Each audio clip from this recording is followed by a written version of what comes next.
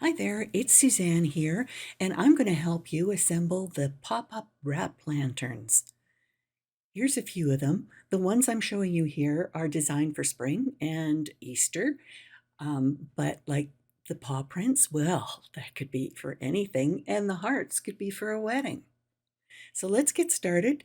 Cut out the design and fluff up anything that's cut out. And you can see those notches there at one end. Well, you're going to apply adhesive to that end, and you can use glue or double-sided tape. Just make sure it's strong. And all you're going to do is wrap that around so that you overlap to that little notch. Just like this. And burnish it down because it's under a bit of tension. And there it is. It's that simple. That's all you have to do.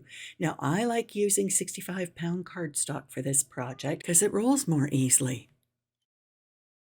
I hope you like this cute little home decor project.